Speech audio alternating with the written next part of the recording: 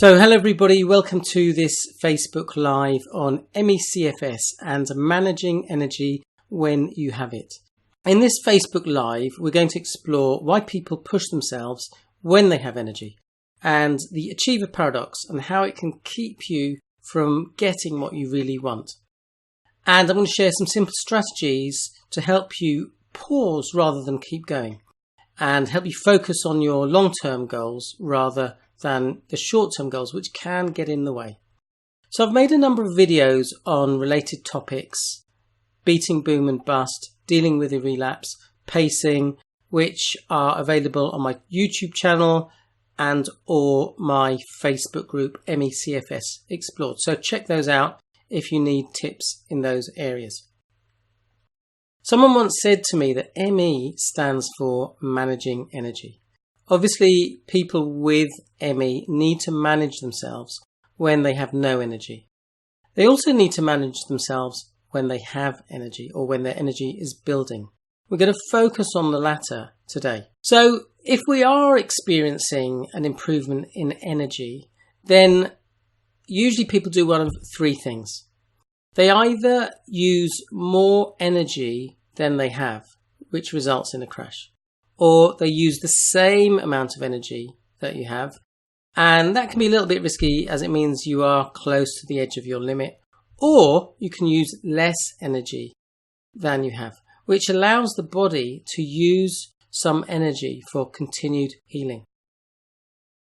So I want you to consider how often do you recognize that you have used more energy than you actually have? Even if you're watching this as a replay, stick a yes in the chat. Just be interesting to know how many people can relate to that. Certainly I know that I did that many times. Okay. Now there might be times when you have to do this. You have to use more energy than you've got because you need to get up and eat or whatever. So I've got a question here. How about, does this relate to people with fibromyalgia? I would say the principles are the same, okay? So thanks for that question. Yes, so we've got some yes definitely coming through. So what I noticed is that when I had CFS, and others have said the same, is that they use more energy than they have when it isn't essential. So Dr. Sarah Myhill advocates that people with ME should aim to use 80% of their energy, no more. And some people will say to me, actually, I know all that. But the question I ask them is, are you implementing it? Okay, knowing it is one thing. Implementing it is another thing. So if you're not implementing, keep watching. So question, why do we use more energy than we have when you don't have to? So maybe put your answers in the chat, as I say, even if you're watching the replay, because it's really interesting to get people's answers. So the question again, why do you use more energy than you have, especially when you don't need to? It's not essential. Mostly because I get so frustrated with not being able to do things when I want to do. Okay, thank you for sharing that, because we want to be able to do things. Yeah, okay, that's a common answer that I often get. But I'm just really interested whether there are other reasons. So do put your thoughts in the chat and we'll come back to that. So common answers people give, as you've said, one is because people want to do stuff.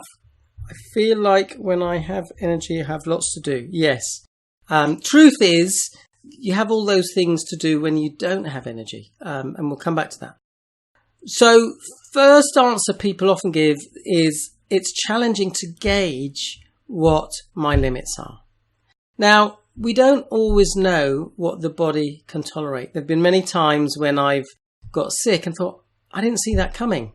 However, the body is really reliable in letting us know when we have overdone it. So addressing this is in part trial and error.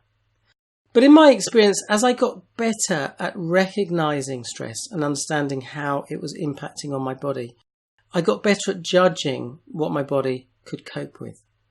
The second reason people give is that they say, I ignore signals from the body. So again, do you recognize that that's something you do? And I'm really interested to know what signals you get from your body. Okay, when you're just getting to that point where you're just going into the tiredness zone. I know for me, when I did that, especially when I had ME, I would just feel sort of tiredness, tension in my back and shoulders and neck. And that was a signal to me. So let's have a look, see what other chats, messages. We're not taught to rest. I want to be able to study more, do things with my kids, sure.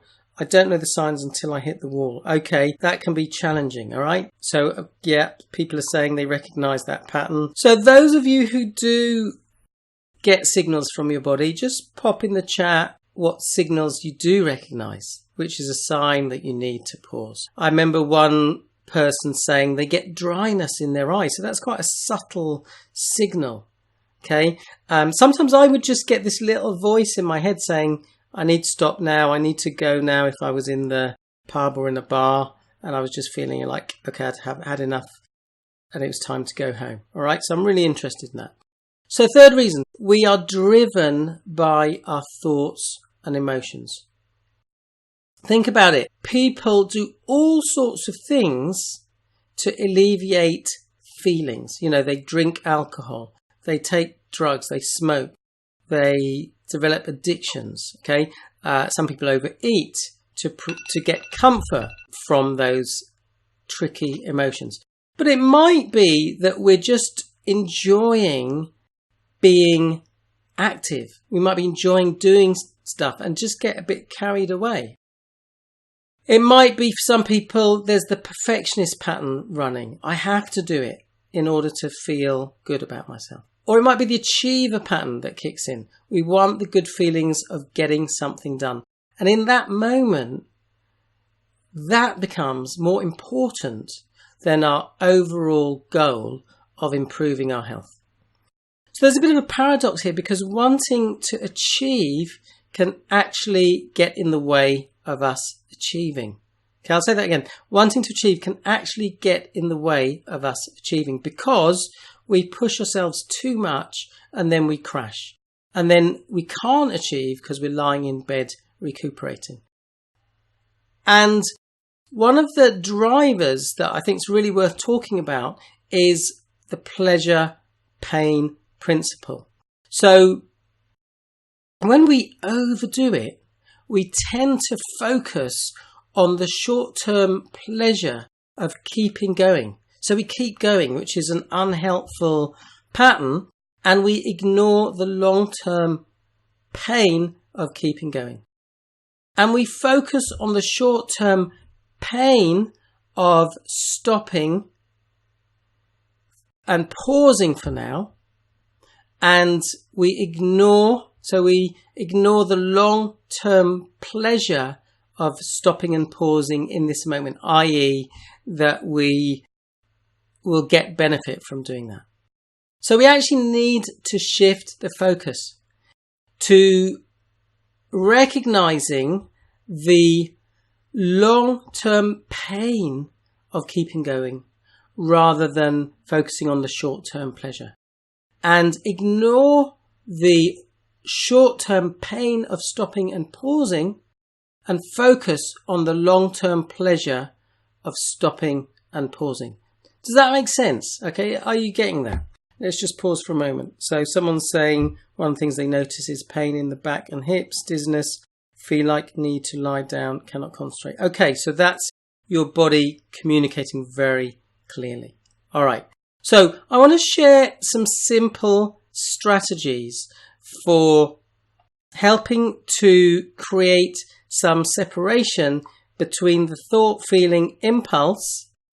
And I actually was thinking about this topic today and thought, I'll just see if I've got a little watch video section, and there's about 5 videos in there that I haven't watched. So I just had a look in there, and actually I came across a TED talk by a chap called Stephen Hayes, who's a professor of psychology. And what he was saying is that the act of creating separation or a gap between the impulse and the action, i.e. us acting on the impulse, makes us less likely to act on the impulse. So he shares a few strategies that may seem a bit crazy, but they have been researched and found to be effective. So try these out, see what works for you. So the first one is meditation. So the act of meditating means that we detach from the thoughts and the feelings. It's as if we're noticing the thoughts, the feelings, and noticing them float away on a cloud and not acting on them. And that is one way of developing mastery over our thoughts and emotions. Another strategy that this chap suggests is to give your mind a name. It might be the name of a person, it might be a cartoon character or an animal. I know someone who calls their mind that gets busy their monkey mind. Okay, I was thinking about this today and I thought I decided to call my mind Bill. And then he suggests we have a conversation with the mind. So if the mind's saying, yeah, let's keep going, let's keep doing this activity, you create separation between what's going on in your mind by starting to have a conversation with that part, saying, hi, Bill, is that what you think we should do? Do you think we should carry on doing that activity? Actually, I'm wondering if it would be useful to actually pause right now and bank a bit of energy so that we can carry on doing that activity at some point in the very near future. And what I'd add to that strategy is this notion of also introducing into the conversation your wise self. So imagine that within you have a wise being. Okay, there's a part of you that has the capacity for wisdom and insight. You might create a fictional character, or it might be someone you know whispering in your ear, it might be someone who's famous. But just having this character who is giving you some guidance, which is the opposite of that mind that just wants to say, yeah, let's keep going. All right. And consider, what would that voice be saying to you? It might be saying to you things like, let's just pause now, because if you pause now, it won't take up so much energy to recover the energy that you've used up. Okay. So play with that. So another suggestion that this chap Stephen Hayes suggests is to sing your thought to a tune. He suggests to the tune of Happy Birthday. So if I'm saying to myself, I must tidy my room, but actually I'm really tired and I need to pause and rest, I might sing it in the tune of Happy Birthday. So I might be saying, I must tidy my room, I must tidy my room, etc. And I did this earlier and I just found myself laughing because it just seemed ridiculous. And actually that very act meant that I just was a bit more detached from that voice in my head saying, oh, I must do this thing. Another suggestion he makes is to repeat a word. Okay, so if I'm saying to myself, I need to file stuff, I need to do some filing, to just repeat that word for 20 seconds. File, file, file, file, file. And again, as I did it, I started to notice the absurdity of that directive that I was giving myself. You may also say that sentence or that word in a stupid voice, in the voice of Donald Duck or a Dalek or something else. So if I was saying to myself, I must tidy my room, in the voice of Donald Duck, that's me repeating, I must tidy my room, or doing it in the voice of the Dalek, I must tidy my room. It starts to become ridiculous, and I notice that I feel more detached from that statement that I'm saying to myself. So there are a few strategies that Stephen Hayes shared. I just want to share a couple more strategies. One is to ask the question, and you may put your answer in the chat to this question. What do I need to remember in this moment when that voice is in my head is saying, let's keep going, let's keep doing this activity, when my body is saying, actually, it's time to pause. It might be something like, you can come back to this activity when you have more energy, as I said earlier. It might be, if you're running a perfectionist pattern, you don't have to be perfect. You're still awesome, even if you aren't perfect. And there are people who still love you. There are people who still like you, even though you're not perfect. Okay? And if you're running the achiever pattern, you might say something like, you can achieve more if you pace yourself. You can achieve more if you just pause, have a rest, let your body recharge. And over time, you will be able to do more. The seventh strategy I want to share is what I call the your goal visualization. So the steps are this. Firstly, we identify the goal. So for instance, when I was sick, my goal was to get well. And step 2 is to identify an activity that symbolizes the goal. So one of the things I really wanted to do was to be able to go to festivals. So I then visualize myself at a festival, seeing the things I would see if I'm in that situation, the colors, the shapes, the textures. So I'd go through visualization saying to myself, I can see over my right shoulder the BBC stage, and over my other shoulder in the distance, I can see the main stage. As I look out in front of me, I can see the art installation. I can see the food market. I can see people. I can hear the sounds of music, the sounds of people having fun. I can feel the earth beneath my feet. I can feel the temperature of the air on my skin. So I really just get into that experience as if I was there. Okay. And then what I would do is I would do that visualization before an activity. And when I get to the point when I know I need to stop, I will recall that visualization and remind myself that by pausing right now, I'm just helping myself take a little step closer to that goal. So maybe if you like, you could just do that for 1 minute. Okay. I'll ask you to close your eyes. Obviously only do that if it's safe to do so. So if you're driving, operating heavy machinery, don't close your eyes. But if it's safe to do that, close your eyes. And as I say, I'll take you through the steps. Step 1 is to identify your goal. Okay. It might be to achieve full health. It might be to, if let's say your health is 3 out of 10 at the moment, it might be to get to a 6. Okay. And identify an activity that symbolizes what you might be able to do when you're at that level. It might be when you're 6 out of 10, when you're 9 or 10 out of 10. And now just take yourself to that situation as if you're actually there. See what you see. The colors, the shapes, the textures. Now hear the sounds that you hear. Notice the sounds that come and go. Maybe if there's absence of sound, just notice that. And feel the physical sensations. Noticing the position of your body. The contact between your body and any surfaces touching your body. The temperature of the air on your skin. So just really allow yourself to get into that moment as if you're there. And then, as I say, do that visualization before you do an activity. And then when you get to the point where you recognize it would be useful to stop, just bring yourself back into that visualization as if you're there.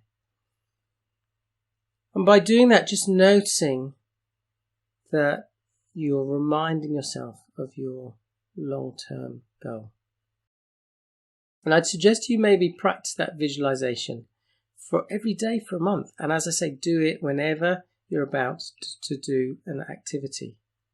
If it would be helpful, I could create a short visualization on this. So if that would be helpful, stick a V in the chat and I'll do that. And if you join my group, CFS Explored, I'll notify you when it's ready. It should be the next few days.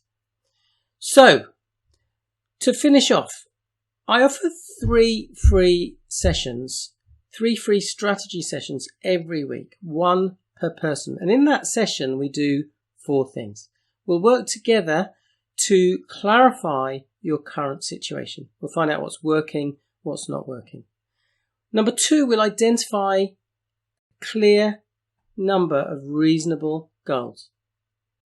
Number 3, we'll find out what is stopping you from achieving your goals.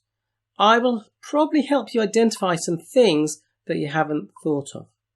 And step 4 is that we'll identify 3 simple steps to help you move forward towards those goals. And in that session, I won't talk about the training I deliver unless you ask me. Okay, that's a promise. I hate being sold to, and I don't like doing that to other people. So if you'd like to know more about that free strategy session, do email me. The email is support@mecfsexplored.com. If you are watching this video on YouTube, do like if you found it helpful and subscribe if you'd like to be notified of more content as it's posted. And do share the video if you found it helpful. So let's have a quick look at the chat. Okay, got a few V's coming in. All right, so someone's saying I do this already. Yeah, so someone's saying, surely this is easier said than done when you're at work. Yeah, so remember I did say at the beginning, there are times when you haven't got a choice or your choices might be more limited. And in that situation, you've got to just do the best you can do. Some clients have said when they were at work, they would just pop to the loo and just go and sit on the loo and just close their eyes for 5 minutes and just do some relaxation meditation. What I'm talking about is in those situations where you do have a choice. Okay, so I appreciate that's a challenge. Can't lift my head off the pillow from 2 days ago. Okay, I think you're saying that that's the result of overdoing it, perhaps. It is really hard. I had to reduce hours at work and have regular breaks in my own time. Okay, so I do this already. Okay, that's good. All right, so thanks everybody for watching. As I say, if you've got any more comments, do pop them in the chat. But wishing you great health. Bye for now.